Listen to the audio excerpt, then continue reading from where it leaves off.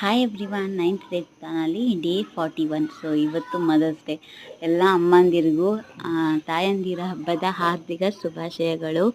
So ಅಮ್ಮ ಅಂತಂದರೆ ಎಲ್ಲರಿಗೂ ಒಂದು ಫೀಲ್ ಬರುತ್ತೆ ಅಲ್ವಾ. ಸೊ ಸೇಮ್ ಅದೇ ಥರ. ಸೊ ಇವತ್ತು ರೆಡಿಯಾಗಿ ಹೊರಟೆ. ಸಂಡೇ ಬೇರೆ ಇತ್ತಲ್ವ, ಮದರ್ಸ್ ಡೇ ಸೆಲೆಬ್ರೇಷನ್ ಕೂಡ ಇವತ್ತು ಅದೇ ಥರ ಸಖತ್ತಾಗಿತ್ತು. ಬಟ್ ಅಂದರೆ ಎಲ್ಲರೂ ಅವ್ರ ಒಪಿನಿಯನ್ ಹೇಳ್ತಾಯಿದ್ರು. ಸೊ ನೆಕ್ಸ್ಟು ಎಲ್ಲರೂ ಹತ್ಬಿಟ್ಟಿದ್ರಲ್ಲ, ಅಮ್ಮ ಅಂದರೆ ಎಲ್ಲರಿಗೂ ಎಮೋಷ್ನಲ್ ಬಂದೇ ಬರುತ್ತಲ್ವ. ಸೊ ನೆಕ್ಸ್ಟು ಸಿಂಪಲ್ಲಾಗಿ ಒಂದು ಗೇಮ್ನ ಆಡ್ಸೋಣ ಅಂತ ಗೇಮ್ ಆಡಿಸೋರು. ಸೊ ಫಸ್ಟ್ ಟೈಮ್ ನಾನು ಗೇಮ್ನ ಆಡಿದ್ದು ಸಖತ್ ಖುಷಿ ಅನ್ನಿಸ್ತು. ಬಟ್ ನಾನೇ ವಿನ್ ಆದ, ಅದು ಇನ್ನೂ ಸಖತ್ ಅನ್ನಿಸ್ತು.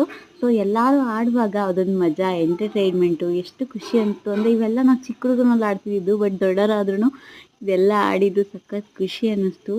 Thanks to my ಕೋಚ್ಗೆ.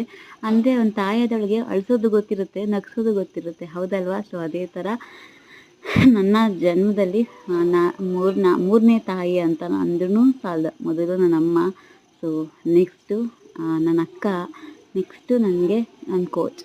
ಸ್ವಲ್ಪ ಖುಷಿ ಅನ್ನಿಸ್ತು. ಎಲ್ಲ ಮುಗಿಸ್ಕೊಂಡು ಸೊ ಸೀದಾ ಊರಿಗೆ ಹೋಗ್ತಾಯಿದ್ದೀನಿ. Thank you so much.